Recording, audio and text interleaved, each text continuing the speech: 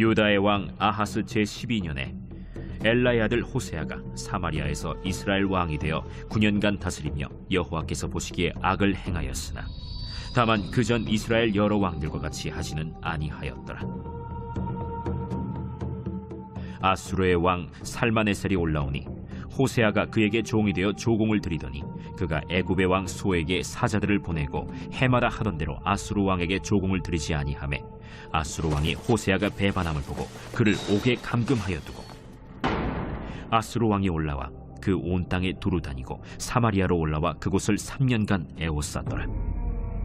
호세아 제9년에 아수르 왕이 사마리아를 점령하고 이스라엘 사람을 사로잡아 아수르로 끌어다가 고산 강가에 있는 할라와 하볼과 메레 사람의 여러 고을에 두었더라. 이 일은 이스라엘 자손이 자기를 애굽 땅에서 인도하여 내사 애굽의 왕 바로의 손에서 벗어나게 하신 그 하나님 여호와께 죄를 범하고 또 다른 신들을 경외하며 여호와께서 이스라엘 자손 앞에서 쫓아내신 이방 사람의 규례와 이스라엘 여러 왕이 세운 율례를 행하였습니다. 이스라엘의 자손이 점차로 불의를 행하여 그 하나님 여호와를 배역하여 모든 성읍의 망대로부터 견고한 성에 이르도록 산당을 세우고 모든 산 위에와 모든 푸른 나무 아래에 목상과 아세라 상을 세우고 또 여호와께서 그들 앞에서 물리치신 이방 사람같이 그곳 모든 산당에서 분향하며 또 악을 행하여 여호와를 경노하게 하였으며 또 우상을 섬겼으니 이는 여호와께서 그들에게 행하지 말라 하고 말씀하신 일이라. 여호와께서 각 선지자와 각 선견자를 통하여 이스라엘과 유다에게 지정하여 이르시기를 너희는 돌이켜 너희 악한 길에서 떠나 나의 명령과 율례를 지키되 내가 너희 조상들에게 명령하고 또 내 종 선지자들을 통하여 너희에게 전한 모든 율법대로 행하라 하셨으나 그들이 듣지 아니하고 그들의 목을 곧게 하기를 그들이 하나님 여호와를 믿지 아니하던 그들 조상들의 목같이 하여 여호와의 율례와 여호와께서 그들의 조상들과 더불어 세우신 언약과 경계하신 말씀을 버리고 허무한 것을 뒤따라 허망하며 또 여호와께서 명령하사 따르지 말라 하신 사방 이방 사람을 따라 그들의 하나님 여호와의 모든 명령을 버리고 자기들을 위하여 두 송아지 형상을 부어 만들고 또 아세라 목상을 만들고 하늘의 1월 성신을 경배하며 또 바알을 섬기고 또 자기 자녀를 불 가운데로 지나가게 하며 복술과 사술을 행하고 스스로 팔려 여호와 보시기에 악을 행하여 그를 경노하게 하였으므로 여호와께서 이스라엘에게 심히 노하사 그들을 그의 앞에서 제거하시니 오직 유다 지파 외에는 남은 자가 없습니다. 유다도 그들의 하나님 여호와의 명령을 지키지 아니하고 이스라엘 사람들이 만든 관습을 행하였으므로 여호와께서 이스라엘의 온 족속을 버리사 괴롭게 하시며 노략군의 손에 넘기시고 마침내 그의 앞에서 쫓아내시니라. 이스라엘을 다윗의 집에서 찢어 나누심에 그들이 느밧의 아들 여로보암을 왕으로 삼았더니 여로보암이 이스라엘을 몰아 여호와를 떠나고 큰 죄를 범하게 하매 이스라엘 자손이 여로보암이 행한 모든 죄를 따라 행하여 거기서 떠나지 아니하므로 여호와께서 그의 종 모든 선지자를 통하여 하신 말씀대로 드디어 이스라엘을 그 앞에서 내쫓으신지라. 이스라엘이 고향에서 아수르에 사로잡혀 가서 오늘까지 이르렀더라.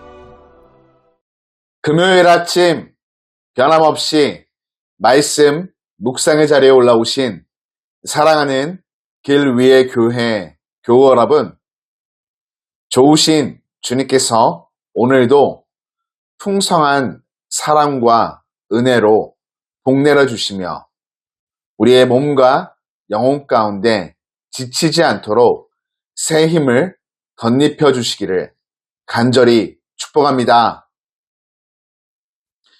휴대폰을 충전기에 꽂아 두었는데 한참이 지나도 배터리가 충전되지 않을 때가 있습니다. 알고 보면 충전기는 꽂혀 있는데 콘센트 스위치가 꺼져 있거나 케이블이 헐거운 경우이죠.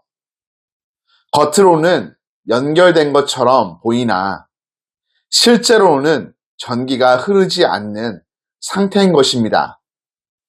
오늘 우리가 묵상하는 본문에 나오는 북이스라엘의 모습이 꼭 이와 같습니다. 하나님과 연결된 백성처럼 보였지만 실상 삶의 전원은 이미 다른 곳에 꽂혀 온전하지 않은 상태였던 것이죠. 하나님의 백성이 하나님께 삶의 전원이 꽂혀 있지 않으면 방전된 휴대폰이 꺼지듯이 하나님의 백성의 삶도 꺼지게 됩니다. 본문은 북이스라엘의 역사에 마지막 마침표를 찍는 장입니다. 호세아 왕 시대, 북이스라엘은 결국 아수르에 의해 멸망하고 사마리아는 함락되며 백성들은 포로로 끌려갑니다. 그러나 성경은 이 비극을 단순한 국제, 정세나 군사력의 문제로 설명하지 않습니다. 본문은 반복해서 이렇게 말합니다. 이스라엘이 여호와를 버렸기 때문이라고 말이죠. 출애굽으로 구원하신 하나님을 잊었고 그분의 말씀을 따르지 않았으며 눈에 보이는 힘과 우상을 의지했습니다. 하나님은 선지자와 선견자를 보내어 끊임없이 돌이켜라 경고하셨지만 그들은 듣지 않았죠. 특히 이 장에서 가장 많이 반복되는 표현은 이것입니다. 듣지 아니하고 버리고 떠나지 아니하였다. 하나님은 그만큼 오래 참으셨습니다.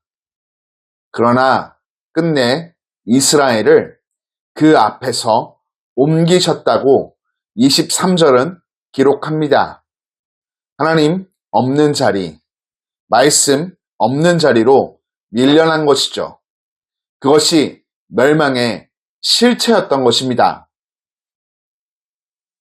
여러분, 하나님과 다른 것 사이에서 줄타기를 하면 결국 삶은 무너지게 됩니다.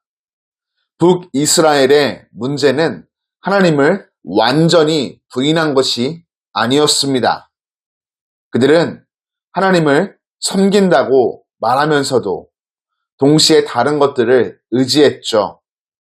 하나님과 아수르 사이에서, 하나님과 우상 사이에서, 하나님과 자신의 유익에 대한 계산 사이에서 늘 줄타기 하였습니다. 그러나 성경은 분명히 말합니다. 하나님은 겸하여 섬길 수 있는 분이 아니다 라고 말이죠. 하나님은 우리 삶의 조언자가 아니라 주인이시기 때문입니다. 여러분, 우리는 인생의 자리에서 불안할 때 가장 먼저 무엇을 붙듭니까? 큰 결정 앞에서 가장 큰 영향력을 미치는 것은 무엇인가요? 지금 우리의 마음이 연결되어 있는 것은 무엇일까요? 하나님보다 더 의지하는 것이 있다면 그것이 바로 오늘 우리의 우상일 수 있습니다. 오늘 묵상의 적용은 크지 않아도 됩니다. 그러나 분명해야 합니다. 오늘 삶의 발걸음을 내디듬에 사람과 환경이 아닌 하나님만을 신뢰하십시오. 더불어 타협을 가볍게 여기지 마십시오. 북이스라엘은 하루아침에 무너진 것이 아닙니다.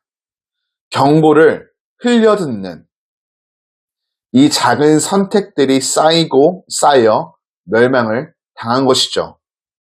그렇지 않기 위해 말씀을 통해 주시는 진리를 굳게 붙잡고 그 앞에 순종하십시오. 그 작은 순종이 회복의 시작이 될 것입니다. 하나님은 자기 백성에 대한 멸망의 기록을 남기기를 기뻐하시는 분이 아니라 자기 백성이 돌이켜 돌아오기를 기뻐하시는 분이십니다. 오늘 이 아침 하나님과 다른 것 사이에 서 있던 우리의 발을 거두고 다시 하나님께만 방향을 돌리는 참된 성도가 됩시다. 그래서 우리 삶에 하나님께로부터 주어지는 생명의 은혜가 흘러 넘치기를 주님의 이름으로 권면하며 축원합니다.